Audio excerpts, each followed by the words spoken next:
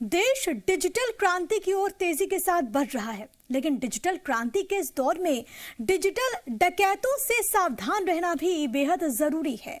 तो जी मध्य प्रदेश छत्तीसगढ़ पर आज हम आपको ऐसे ही ठगों से आगाह करेंगे। दिल्ली पुलिस की साइपैट यूनिट ने जामताड़ा गैंग के 14 आरोपियों को गिरफ्तार किया।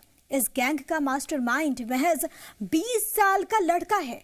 ये गैंग जामताड़ा में बैठे बैठे देश के कई हिस्सों में लोगों को ठगी का शिकार बना चुका है। तो आज जी मीडिया पर साइबर फ्रॉड के लिए स्वर्गलोक बन चुके जामताड़ा गैंग की पूरी पड़ताल करेंगे। आपको बताएंगे कि कैसे गैंग लोगों के साथ धोखाधड़ी कर रहा था और कैसे इस तरह के साइबर ठगों से बचा जा सकता है।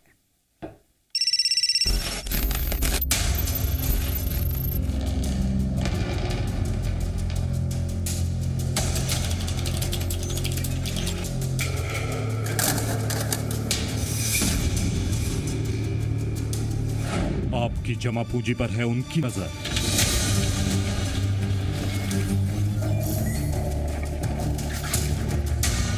बस एक कॉल से आप कंगाल, वो मालामाल।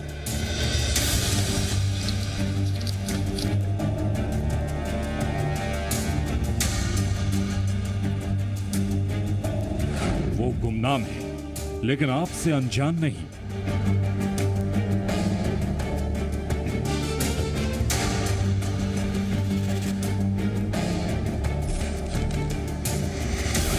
आप चूकेंगे तो वो लूट लेंगे।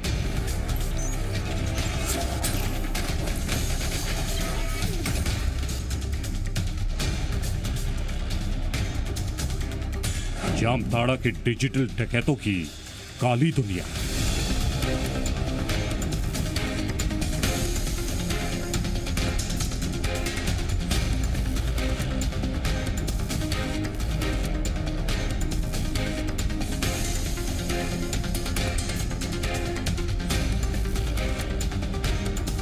दिल्ली पुलिस की साइपैट यूनिट ने जामताड़ा गैंग के एक बड़े रैकेट का खुलासा किया है। आप ये तस्वीरें देखिए, जितने भी लोग यहाँ पर 14 लोग हैं, इनके ठगी के शिकार वैसे लोग होते थे जो यूपीआई डिजिटल पेमेंट पर भरोसा करते थे, उनके अकाउंट से ये पैसे चीट करते थे।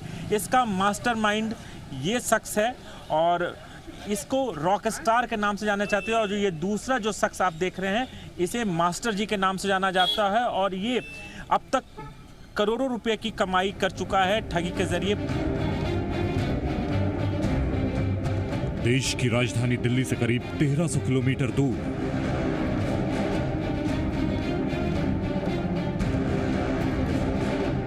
झारखंड का जामताड़ा,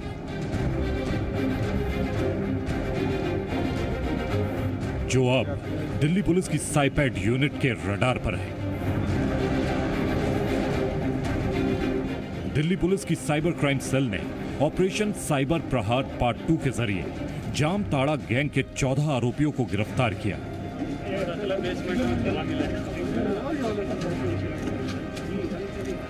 तो डिजिटल डकैती का एक बड़ा खेल बेपर्दा हो गया, जिसका मास्टरमाइंड निकला अल्ताफ अंसारी।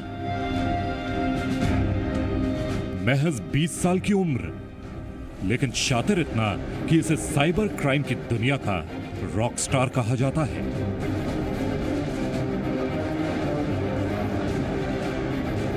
ठगी के जरिए अल्ताफ और उसके गैंग ने जाने कितने लोगों को चूना लगाया, जाने कितनों की जमा पूंजी पर पल भर में डाका डाला।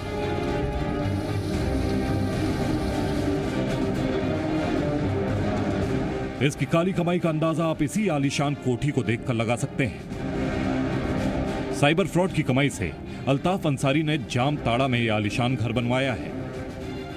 इसके पास से पुलिस को 2-3 लग्जरी गाड़ियां भी मिली हैं। जब दिल्ली पुलिस की टीम अल्ताफ अंसारी को पकड़ने के लिए पहुंची, अपनी स्कॉर्पियो गाड़ी से दिल्ली पुलिस की टीम ने 100 किलोमीटर तक इसका पीछा कर इसे गिरफ्तार किया। तो ये एक बड़ा गैंग हमने पकड़ा है। इनके पास से मैं आपको बताना चाहूँगा कि जो अल्ताफ़ है उसने एक बहुत बड़ा घर वहाँ बना रखा है। जो आसपास की लोकेलिटी है उसको देख के लगता है कि इट इज़ अ टिपिकल जो टाउन है या semi rural semi urban kind of settlement road side. उसमें आपको एक अलग से अल्ताफ़ का बड़ा सा घर दिखता है। इसके अलावा उसने 2 गाड़ियां खरीद रखी हैं। इनफैक्ट हमारी टीम जब उसको पकड़ रही थी तो उसको थोड़ी खबर लग गई और वो भागने की कोशिश कर रहा था टूवर्ड्स बंगाल, और हमने उसको 100 किलोमीटर की चेज़ में पकड़ा।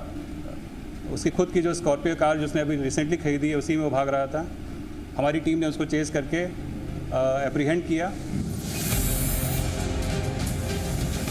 अब मिलिए गैंग के दूसरे शातिर से, गुलाम अंसारी उर्फ मास्टर जी। गुलाम अंसारी ठगी के इस नेटवर्क की अहम कड़ी क्यों था, ये समझने के लिए आपको इस गैंग की मॉडस ऑपरेंडी को समझना होगा। लोगों की कमाई पर डाका डालने के लिए इस गैंग के मास्टरमाइंड अल्ताफ अंसारी और रॉकस्टार ने कई टीम बना रखी थी।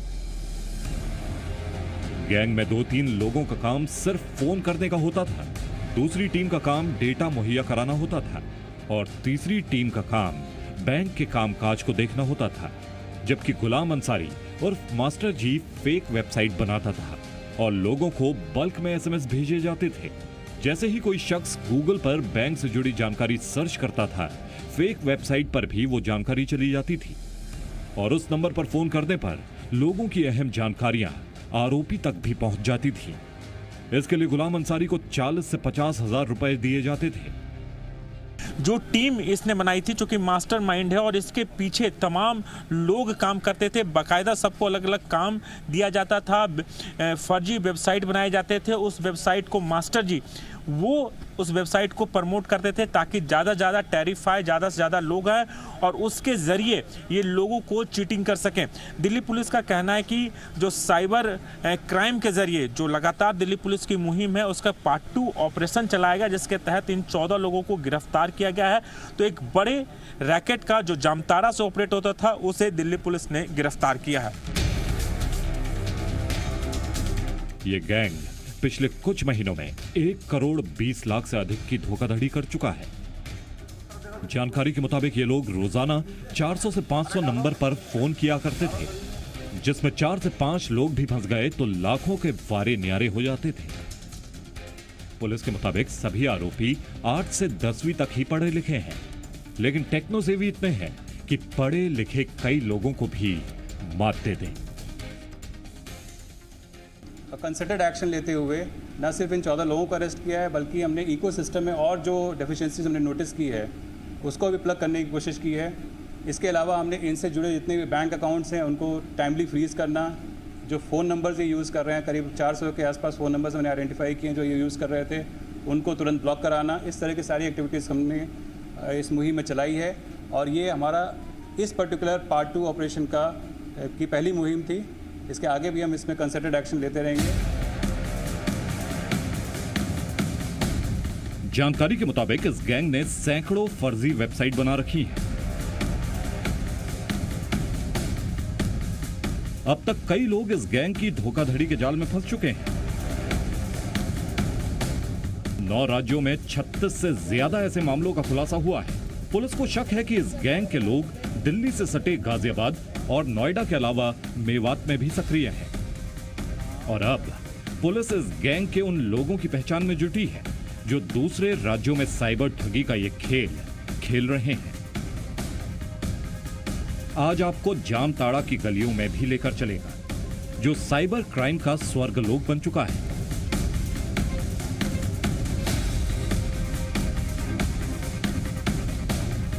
कल तक देश के लिए गुमनाम रहा जामताड़ा आज साइबर ठगी की वजह से दुनिया भर में बदनाम हो रहा है।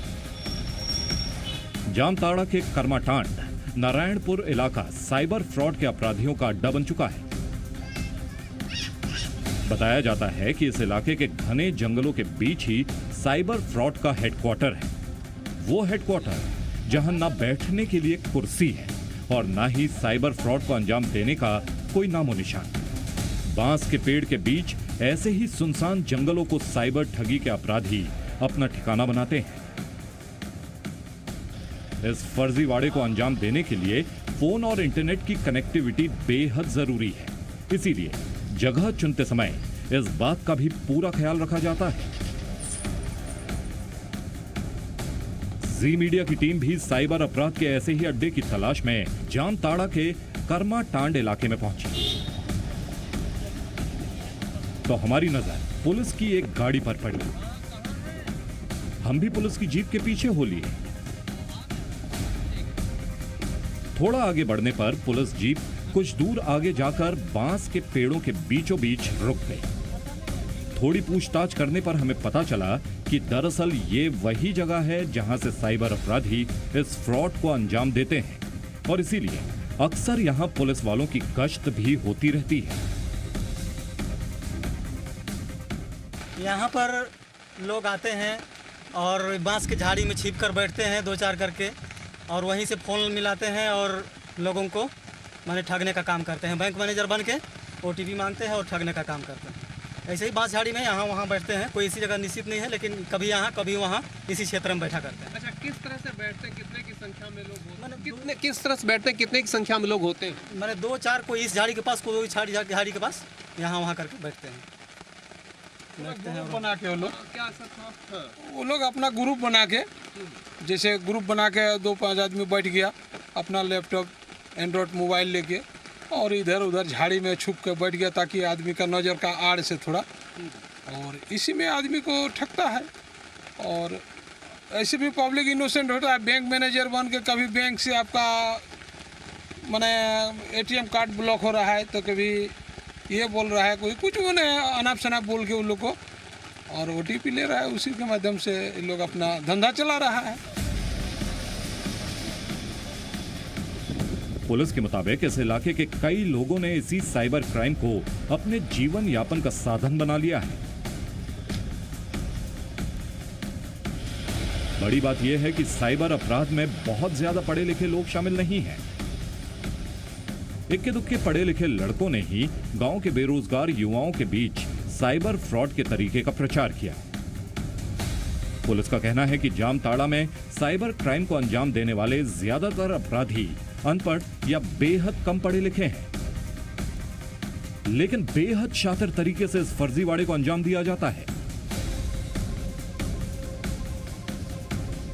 किन किन चीज़ों से पैसे निकाले जाते हैं, ये माध्यम को इन लोगों ने पहले सर्च किया, और सर्च करने के बाद में उसमें से उसका क्या टेक्नोलॉजिकल इम्पोर्टेंस है और कहाँ से इसको पैसा इसका जमा होता है या निकलता है, इन चीज़ों के बारे में इन लोगों ने जानकारी प्राप्त करी। वो फर्जी लिंक बना देते हैं, क्योंकि आजकल गूगल पे अब लोग जो टेक्नोलॉजी जान रहे हैं, वो कोई भी चीज़, जैसे आप ऑनलाइन मार्केटिंग का ज़माना आ गया है, तो उन सभी का वो फर्जी लिंक बनाते हैं। ठीक है, जैसे आप उससे कोई चीज़ सामान खरीदने के लिए आप ऑर्डर देना चाह रहे हैं, आपका ऑर्डर प्लेस नहीं हुआ, आपने मान लिया जाए कि फिर उसको फ़ोन को कट कर दिया, तो तुरंत फर्जी लिंक से आपके मोबाइल पे फ़ोन आएगा कि आपको ये सामान जो है फलाने हैं, इतने कॉस्ट में मिल जाएंगे, ये मिल जाएंगे, फलाने मिल जाएंगे। तो उस फर्जी लिंक को आप जब क्लिक करते हैं तो आप उसके गिरफ्त में चले आते हैं। साइबर ठगी का ये खेल अब सेक्सटॉर्शन तक पहुंच चुका है। पुलिस के मुताबिक ये लोग फर्जी चैटिंग ऐप के जरिए भी लोगों को अपने जाल में फंसा रहे हैं और उनकी जमा पूंजी पर हाथ साफ कर रहे हैं। जामताड़ा से कुमार चंदन और दिल्ली से राजू राज के साथ ब्यूरो रिपोर्ट, जी मीडिया। और धोखाधड़ी से बचने के लिए कुछ बातें हम आपको बताते हैं जिस पर आपको ध्यान देने की सबसे ज्यादा आवश्यकता है। सबसे बड़ी बात यह कि फोन पर बैंकिंग से जुड़ी जानकारी किसी को भी ना दें, किसी को जानकारी आप ना दें, किसी को इन्फॉर्मेशन शेयर ना करें। OTP, इसके अलावा ATM पिन, UPI पिन आप कतई शेयर ना करें। समय समय पर अपने पासवर्ड को आप बदलते रहें। इसके अलावा एंटीवायरस, एंटी स्पाईवेयर का इस्तेमाल आप करें। निजी जानकारी यानी कि पर्सनल इंफॉर्मेशन जो कुछ भी है उसको साझा करने से बचे, यानी कि किसी के साथ भी वो शेयर ना करें। फोन पर आए किसी भी लिंक पर आप क्लिक ना करें। फोन पर आए किसी भी फॉर्म को ना भरें। KYC के लिए SMS आए तो आप उस पर विशेष तौर पर ख्याल दें, विशेष तौर पर आप ध्यान दें। SMS में जो भी मोबाइल नंबर अगर कोई दिए गए हैं तो उस पर कॉल आप कतई ना करें। आधिकारिक वेबसाइट से ही कस्टमर केयर का नंबर लें, क्योंकि कई बार हमने देखा है कि वहां पर शिकायतें आती हैं कि वो फर्जी है। अनजान साइट से मेरे ऑफर्स, नौकरी, लॉटरी पर आप कतई भरोसा ना करें। तो ये कुछ इंपॉर्टेंट बातें हैं, ये कुछ महत्वपूर्ण बातें हैं जिस पर आपको ध्यान देने की जरूरत है। सोशल साइट पर घर का पता, phone number, date of birth की जानकारी आप देने से रोकें अपने बच्चों को, क्योंकि बच्चों पर भी खास तौर पर ख्याल रखने की जरूरत होती है। सुनिश्चित करें कि बच्चे हैरासिंग ईमेल का जवाब ना दें। बच्चों को साइबर ठग निशाना बना रहे हैं और ऐसे में आपको इन बातों का ख्याल रखना होगा। बच्चों को बताएं कि वो अकाउंट के पासवर्ड किसी के साथ भी शेयर ना करें, किसी को भी वो ना दें। अनजान लोगों को फ्रेंड लिस्ट में शामिल ना करें। यदि कि वो सोशल मीडिया पर अगर हैं तो अपने किसी भी फ्रेंड लिस्ट में अपने किसी भी ऐसे व्यक्ति को वो ऐड ना करें जो कि अनजान हो। बच्चों को ऑनलाइन फ्रेंड से मेल मुलाकात करने से आप रोक सकते हैं ताकि बच्चे आपके किसी खतरे में ना पड़े। बच्चे की ऑनलाइन शॉपिंग पर आप नजर रखें कि आखिरकार ऑनलाइन वो क्या कर रहे हैं, क्या कुछ खरीद रहे हैं, किस साइट से खरीद रहे हैं। बच्चों को आप इन तमाम चीज़ों के बारे में जागरूक करें। यदि आपका बच्चा ऑनलाइन साइट से कुछ चीज़ें खरीदता है तो उस पर आप विशेष तौर पर ख्याल रखें कि कौन सी साइट का इस्तेमाल हो रहा है। बच्चों को साइबर ठगी से कैसे जागरूक करें वो हम आपको बता रहे हैं।